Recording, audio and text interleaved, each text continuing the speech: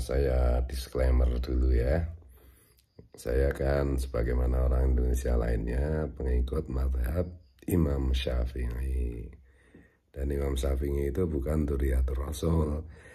Kenapa saya ikuti? Ya karena kalau soal agama ini adalah soal ilmu, bukan soal dzurriyat atau tidak dzurriyat. Dan saya juga pengamal sholawat, Sinto Duror, bahkan saya dapat ijazah dari Habib Anis Al-Habib Anis Solo gitu. Saya juga membaca Rotibul Haddad, Rotibul Atos, Wirdul Latif, karena saya mutabangah ke guru sekumpul. Apakah beliau-beliau ini Dzurriyyatur Rasul atau tidak, itu bagi saya tidak masalah gitu. Karena ini rotib ini kan ilmu, bukan soal dzurriyat atau tidak dzurriyat gitu. Nah, mencermati diskursus mengenai Syekh Ubaidillah itu apakah benar putra dari Sayyidina Ahmad bin Isa al-Muhajir, ini kan terus berjalan gitu. Dan saya sudah bikin status gitu bahwa sampai kiamat pun itu penemuan dari Kiai Haji Maduddin Osman tentang Syekh Ubaidillah itu bukan putra kandungnya Sayyid Ahmad bin Isa al-Muhajir, itu sampai kiamat pun itu nggak bisa dibantah gitu. Dan memang bantahan-bantahan kan ada dari Rizik Syihab, dari Bahar Smith, dari si bocil itu siapa itu, kemudian juga dari Hanif Al-Atos yang menantunya Rizik Syihab. Tapi semuanya itu kan bantahan-bantahan itu terbukti dalam tanda petik tidak ilmiah gitu kan, bisa dipatahkan oleh Kiai Maduddin Osman maupun juga yang sekarang the rising star itu Kiai Nur Ihya yang di Surabaya, yang di Ngampel itu ya. Nah, ini pun akan terus, insya Allah akan begini terus. Jadi setiap bantahan dari kelompok Robitoh itu pasti akan bisa dipatahkan. Belum lagi kita juga mendengar pendapat-pendapatnya dan kesaksiannya Sayyid Zulfikar Basaiban kan gitu ya. Nah, dan juga mulai berkembang juga mengenai fakta sejarah yang sebenarnya sudah lama saya ketahui itu sejak saya SMA itu, bahwa Habib Utsman bin Yahya Mufti Batavia itu adalah ampek penjajah VOC. Dan dia adalah salah satu penyokong data yang terbesar untuk kepentingan kerja Dr. Snook Gurgurnya gitu ya, yang menyamar menjadi ulama dengan sebutan Syekh Abdul Karim apa siapa itu. Snook Gurgurnya itu seorang orientalis beragama Yahudi gitu, yang menulis buku The Achehes itu yang paling fenomenal ya. Meneliti bekerja untuk pemerintah penjajahan Belanda di Nusantara untuk bagaimana agar bisa menundukkan perlawanan umat Muslim terhadap penjajahan gitu. Dan menyamar sebagai ulama dan bisa masuk, bahkan bisa masuk ke Mekah, ke Madinah gitu, bisa mengelabui ulama-ulama Timur Tengah atau ulama-ulama Hijaz bisa dikelabui. Nah, salah satu anak buahnya kan Habib Utsman bin Yahya Mufti Batavia, Mufti Betawi gitu, itu anak buahnya. Dan foto-fotonya juga ada gitu. Dan sekarang udah rame dibicarakan di publik gitu. Nah, kemarin itu ada omongan dengan teman-teman itu,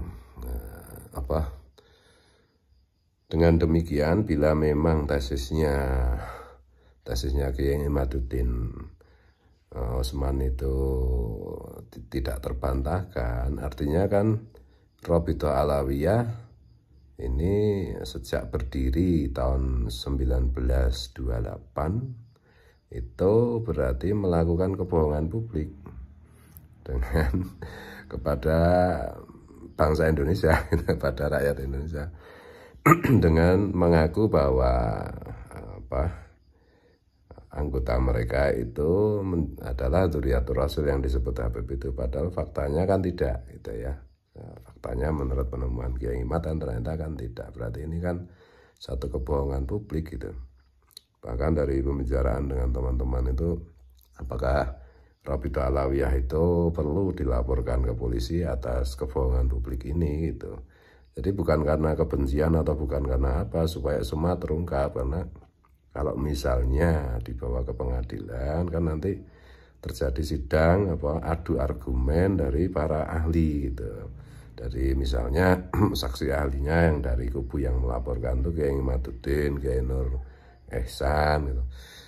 Nur Ihya ya, bukan Nur Ihsan, Kiai Nur Ihya yang Surabaya dan seterusnya. Dan mungkin juga dari kubu yang dilaporkan dari Rabidah Alawiyah juga bisa mengajukan pakar nasab mereka yang mendukung klaim mereka bahwa Syekh Ubaidillah itu adalah putra Sayyid Ahmad bin Isa Al-Muhajir gitu. Nah, dari situ kan publik bisa mengetahui dan mengikuti debat ilmiah yang terbuka, yang fair, yang tidak dilandasi oleh suka atau tidak suka, dan dengan cara yang lebih terbuka, bukan dengan cara yang dalam tanda petik itu taktik gerilya gitu. Misalnya Rabidah Alawiyah yang bikin surat edaran begini dan begitu membantah gitu. Kemudian ada bocil-bocil basar mereka ngomong ngawur tanpa dasar ilmiah gitu. Termasuk mungkin nanti juga kalau misalnya ada pihak yang melaporkan itu jangan disangka yang enggak gitu. Karena ini demi sesuatu yang ilmiah gitu ya. Demi sesuatu yang ilmiah gitu. Dan kalau memang Syekh Ubaidillah itu ternyata memang tidak terbukti sebagai putranya Sayyid Ahmad bin Isa Al-Muhajir, itu apa tahu gunanya itu? Ya banyak gunanya, karena selama ini klaim tentang Syekh Ubaidillah itu Dzurriyyatur Rasul itu dalam kenyataannya sudah dipakai untuk eksploitasi hal-hal yang sifatnya duniawiyah, dan bahkan hal-hal yang sifatnya menyangkut harta benda maupun politik gitu, maupun gerakan politik, dan itu bagaimanapun juga merugikan umat Rasulullah gitu loh. Nah, sekedar tambahan catatan misalnya begini, ini kan juga diperkarakan juga mengenai silsilah Wali Songo gitu loh. Itu sekarang kelompok Rabidah Alawiyah kan mengatakan Wali Songo itu Asmat Khan, termasuk keturunannya Syekh Ubaidillah. Kemudian dzurriyyatnya Syekh Wali Songo mengatakan bahwa Wali Songo itu bukan dzurriyyatnya Syekh Ubaidillah gitu. Dan Sayyid Zulfikar Basaiban juga mengatakan bahwa ketersambungan nasab Wali Songo itu ke Rasulullah bukan melalui Ubaidillah. Ini bisa dicari sendiri penjelasan-penjelasan itu kan di vlog-vlog YouTube kan banyak banget ya. Aku enggak untuk menceritakan itu secara detail gitu. Dan ini tadi saya mau ngasih catatan gitu. Kalau dzurriyyat Wali Songo itu kan ya berabad-abad terbukti tidak pernah minta diakui sebagai keturunan Rasulullah, tidak pernah menggunakan statusnya sebagai keturunan Wali Songo itu untuk kepentingan duniawi gitu. Nah, akhir-akhir ini aja karena kelompok Rabidah Alawiyah itu terus menerus dalam tanda petik ada banyak oknum yang mengeksploitasi statusnya dengan mengaku-ngaku sebagai Dzurriyyatur Rasul yang kontraproduktif gitu, yang merugikan umat Rasulullah, terutama yang kalau di Indonesia ya yang Nahdiyin gitu. Kalau Muhammadiyin atau Salafiyin kan nggak peduli kayak gini, yang jadi korban itu kan Nahdliyin. Dan mulai juga dengan klaim-klaim hadis-hadis yang dhaif, bahkan hadis-hadis yang palsu mengenai hak-hak apa itu sebagai dzurriyyatur rasul itu. Dan mungkin juga kalau kembali ke misalnya ada yang melaporkan itu membawa ke pengadilan fenomena Rabithah Alawiyah ini, mungkin juga di situ salah satu solusinya adalah tes DNA. Dan tes DNA pun ya pasti ambiar nanti. Itu loh. Jadi ada teman juga yang ngirimi nge-mention saya gitu ya apa. Terus apa ruginya bagi kita semua kalau mereka itu bukan dzurriyyatur rasul, dan apa ruginya juga kalau mereka itu benar dzurriyyatur rasul. Artinya itu ngapain juga diperkarakan loh. Enggak, ini bukan masalah saya dan kamu, ane dan antum, bukan loh. Ini masalah kepentingan umat Rasulullah. Jangan sampai umat Rasulullah itu dikibulin, dibohongin. Man ghosana falaisa minna. Siapa yang menipu, membohongi kami, Rasulullah dan umatnya, semua manusia, berarti dia bukan golongan kita, bukan golongan kami. Ya itu dah. Itu loh.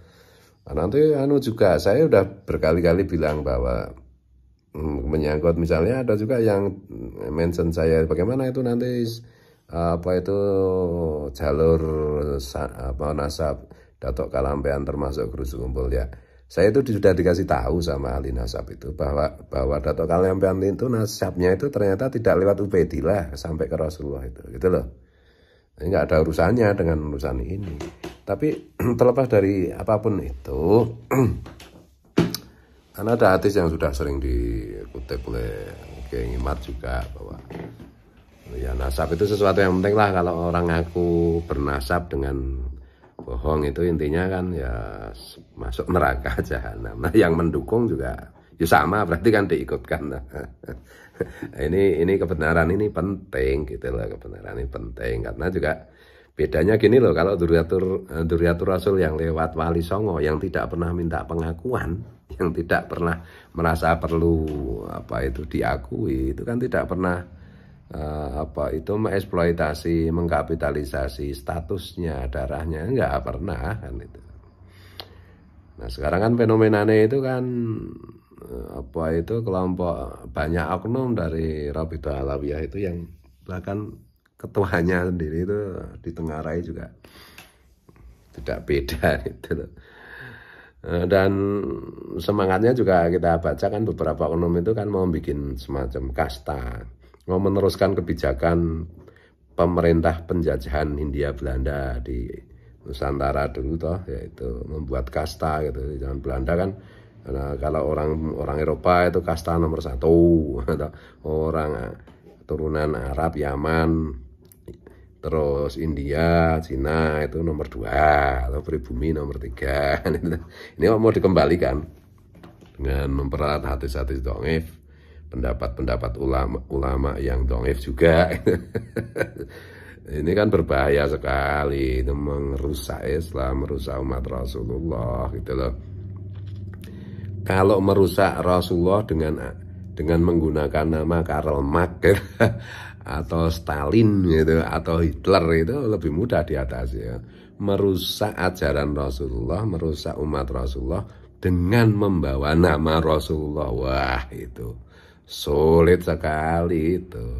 Dan Rasulullah kan bilang toh, Islam itu ya tidak akan bisa dihancurkan dari luar. Islam itu ya cara menghancurkannya adalah dari dalam, dengan menjual nama Rasulullah dan seterusnya gitu. Migrasi orang-orang Islam berpindah ke agama lain itu bukan karena apa itu secara umum, itu bukan karena agama lain itu berdakwah untuk mengajak umat Islam ke agama mereka, tapi faktanya gitu loh, orang Islam itu pindah agama karena kecewa dengan sesama orang Islam, yaitu Islam bagian katrok-katrokan, galak-galakan, keras-kerasan itu. Kemarin tuh saya ngomong begini sama apa itu teman-teman guru SMA gitu yang kebetulan silaturahim ya, sahabat-sahabat saya dulu gitu. Sekarang juga tetap bersahabat itu. Saya bilang jangan Islam jangan keras-keras, nanti pada murtad nanti gitu. Nah, guru agama itu Pak Imam namanya, sahabat saya itu aktivis Muhammadiyah kebetulan. Itu beliau ceritain, oh kemarin itu ada anak perempuan itu dulu saya paksa pakai jilbab, udah mau pakai jilbab, tiba-tiba bulan kemarin saya ketemu dia itu kok nggak pakai jilbab lagi ya. Saya tanya, Nduk, kamu sekarang nggak pakai jilbab lagi? Nah, jawabnya sangat mengejutkan. Maaf Pak Imam, saya sekarang bukan muslimah, saya sekarang masuk agama Nasrani. Nah gitu. Kemudian ada teman Pak Heru Pak Heru sahabat saya juga, guru SMA juga, itu dia bilang, wih anak saya itu kalau suruh kemarin tuh saya tuh agak keras menyuruh, ayo salat le, mungkin saya agak keras nadanya atau gimana itu. Anak saya langsung jawab gini, kalau saya dipaksa salat terus, saya mau pindah agama aja Pak. Itu ya.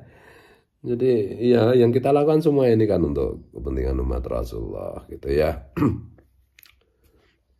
Kira-kira kayak begitu. Jadi kembali soal Rabithah Alawiyah itu apakah perlu dilaporkan ke polisi? Ya terserah aja. Tapi kok saya itu semacam ada kekhawatiran pasti nanti ada kelompok-kelompok tertentu yang melihat diskursus ini, pada akhirnya mungkin akan mengambil keputusan untuk melaporkan Rabithah Alawiyah gitu ya. dengan tuduhan melakukan kebohongan publik ya, kebohongan publik hampir 1 abad. Yang nggak tahu siapa yang harus dilaporkan, apakah lembaganya, apakah tuntutannya itu, apakah penjara, apakah lembaganya dibubarkan atau gimana, yang nggak tahu. Tetapi yang saya garis bawahi yang jauh lebih penting itu adalah bahwa nanti akan terjadi diskusi ilmiah di pengadilan dan terbuka gitu loh, bukan selintat-selintut gitu. Bukan asal asal bunyi terus bocil aja gambleh itu, nggak mutu kayak gitu. Jadi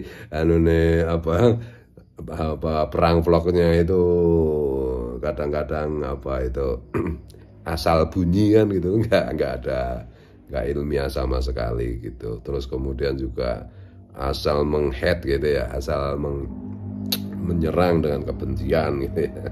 Bahkan webnya Kiai Imaduddin aja diretas gitu.